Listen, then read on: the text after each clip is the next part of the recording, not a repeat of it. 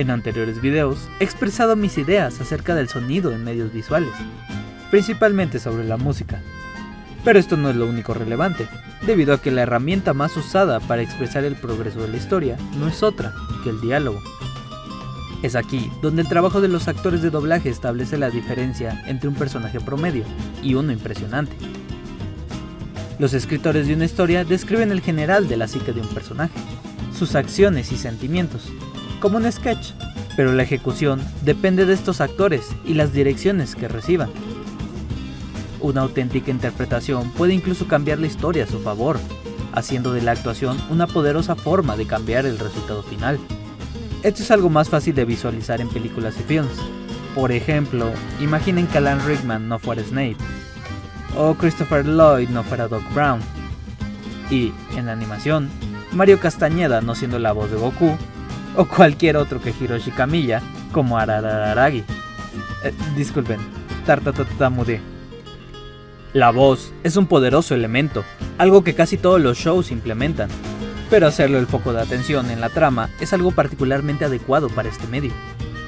Japón posee una gran cultura alrededor de la actuación de voz, donde estas personas, llamadas seiyus, son ídolos y estrellas reconocidas en la opinión popular. Cada obra de entretenimiento lleva una gran influencia de su país de origen, así que una animación que combine todos estos elementos tendrá una ambientación exclusiva de este país. El ejemplo del que estoy hablando es el arte de contar historias llamado Rakugo, y su representación en la brillante animación Shouwa Genroku Rakugo Shinju. Este show gira en torno a la industria de los cuentacuentos y cuán difícil puede ser. En el primer episodio tenemos un vistazo al futuro del personaje principal, Kikuhiko, el más grande intérprete de su era. Pero la historia de esta primera temporada es acerca de su pasado y cómo llegó a este punto. Él empieza como un niño, bajo la tutela de Yakumo el Séptimo, al mismo tiempo que Sukeroku.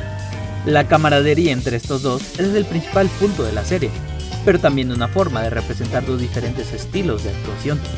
La cantidad de BL sobre estos dos debe ser muy alta.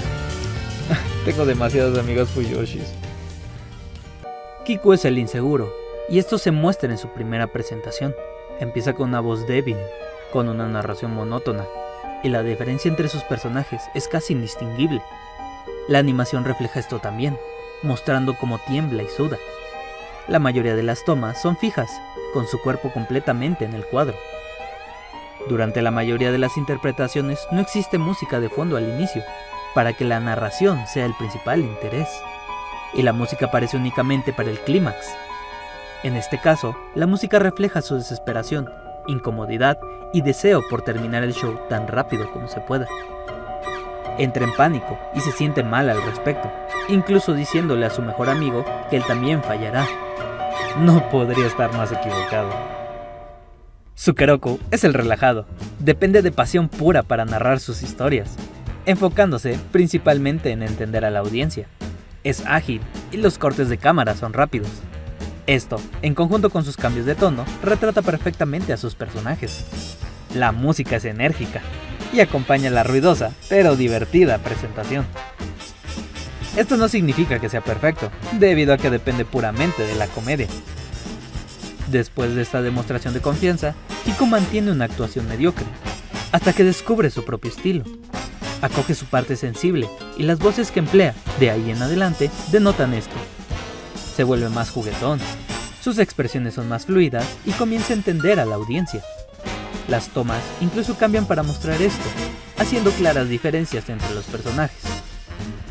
Ahora, incluso actúa la narración, va más rápido en el clímax y la música comienza a ser entusiasta.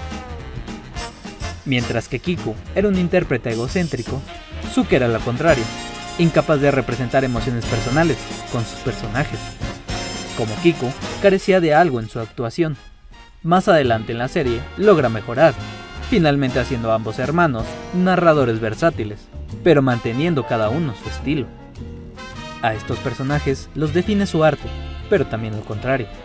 Ambos representan cómo cualquier medio de entretenimiento que desee mantenerse relevante debe tomar en consideración tanto su audiencia como lo único que son sus intérpretes. Cualquier forma de narración requiere un constante esfuerzo de ser sinceros con uno mismo, mientras se sirve a la audiencia. Como alguien que siempre escucha animación en un idioma diferente al propio, he aprendido a entender diferentes ambientaciones. Este tipo de series requiere mucha empatía, debido a que su atractivo está en mantener un interés en el arte de la actuación y ser capaces de apreciar sus diferentes formas. La segunda temporada ya fue anunciada y parece que el aprendiz de Kiku será el protagonista, así que esperemos a ver su interpretación. Ambos seiyus realizaron un magnífico trabajo en esta serie, y su desarrollo me inspira a ser mejor en mi narración de voz. Aún estoy en la búsqueda por encontrar mi propio Rakugo, así que para los pocos que me están escuchando, gracias por disfrutar esta dispareja, pero aún mejorando, narración. Les ha hablado el ajolote de la animación, apasionado entusiasta de este medio. Les deseo lo mejor y recuerden, esta es una maravillosa época para estar vivos.